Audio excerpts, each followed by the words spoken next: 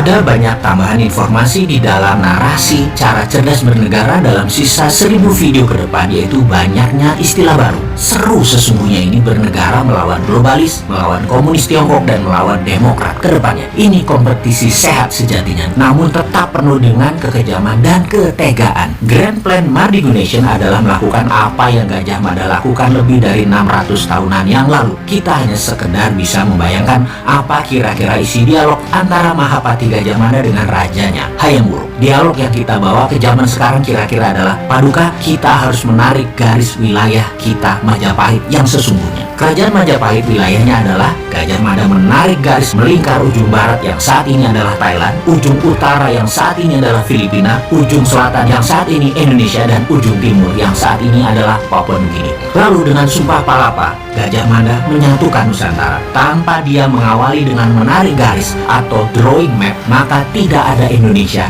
saat ini. Wilayah Indonesia saat ini adalah wilayah jajahan Belanda.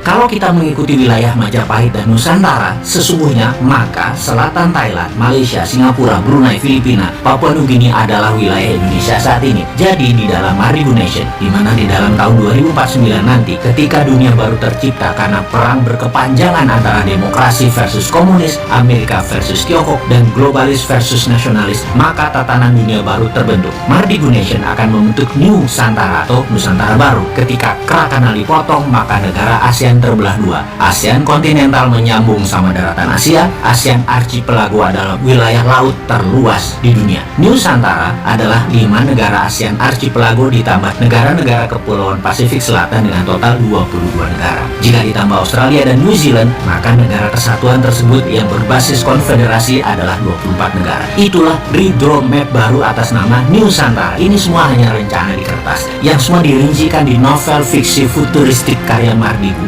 yang berjudul Negeri Cincin Api. Namun, sebagai narator halunya Bosman tadi adalah pesan yang ditunjukkan ke anak muda yang memiliki new mind adalah semuanya itu mungkin terjadi. Bertahap kita susun rencana untuk sampai ke sana. Kalaupun target bintang kita capai tidak tercapai untuk menjadi Nusantara tersebut, maka setidaknya bulan kena lah. Rencana pertama adalah Indonesia harus menjadi negara berdaulat dalam beberapa bidang yang akan kita dominasi, yang mana Indonesia harus menjadi price maker. Dalam berdagang ada istilah price taker dan price maker. Price taker bukan kita yang menentukan, namun para pemain besar seperti big boy di dunia currency, atau para trader besar di dunia komoditi atau dunia tambang mineral lainnya pada indeks bursa komoditas. Di sisi lain, price maker adalah kita yang menentukan sendiri harga produk kita yang kita buat. Di dalam price taker, Indonesia yang memproduksi minyak saja tidak bisa menentukan harga minyak karena yang menentukan pasar adalah pemain besar bukan dari Indonesia, seperti Saudi yang menghasilkan 40% minyak dunia. Itu pun hanya bisa pasrah oleh pasar dalam tanda petik. Siapa itu pasar? Nanti kita akan bicara di sesi tersendiri. Yang jelas, setiap komoditas, sawit, cengkeh, teh, kopi, semuanya itu ada pemainnya dalam tanda petik yang menentukan harga yang diklaim sebagai atas nama pasar. Jadi orang awam hanya mengatakan pasar, padahal terencana, terdesain, terstruktur, terkendali oleh globalis. Ada baronnya di masing-masing komoditas, ada rajanya, dan sudah ada yang berlangsung ratusan tahun sistem ini terjadi. Jadi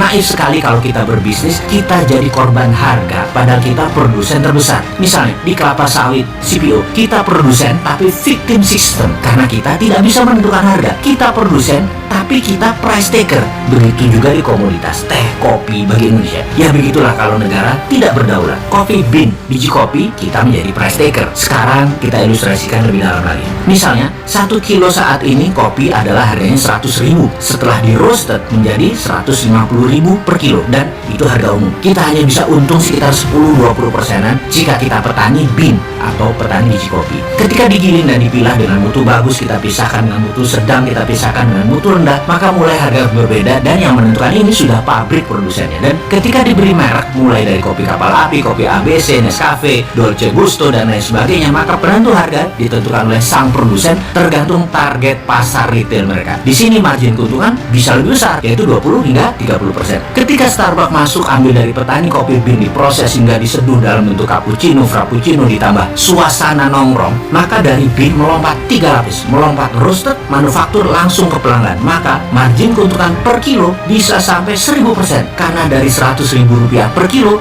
diproses hingga jual 15 gram 50.000. Catatan, harga cappuccino di Starbucks hanya membutuhkan 35 gram kopi kurang lebih, atau 1 kilo bisa buat 30 cup cappuccino. Ini adalah price maker strategi, di mana strategi bis tadi menentukan harga premium dari sebuah kopi atau maksimum potensial dari sebuah komoditas kopi. Dalam strategi price yang dilakukan Starbucks, ini adalah contoh tersempurna. Starbucks contoh sempurna dari strategi bisnis midstream, hilir, hingga high end. Starbucks ini sahamnya salah satu darlingnya Wall Street karena sudah naik 5.000% sejak IPO. Sekarang kita bicara lebih dalam lagi tentang pelajaran harga negara kita. Untuk hard commodity, soft commodity, bursa precious metal, kita harus punya bursanya di dalam negeri sendiri yang tidak mengikuti bursa internasional selama mainnya di dalam negeri. Kitalah penentu harga jual dan harga beli berdasarkan pasar penawaran dan pembelian domestik. Jadi harga nikel, tembaga, kalsium karbonat, bauksit, gold, silver, apapun itu selama pembelinya lokal, maka bursanya lokal. Perlu dicatat, mineral Indonesia itu bisa merupakan 50% mineral dunia. Kitalah yang menentukan harga seharusnya. Kitalah price maker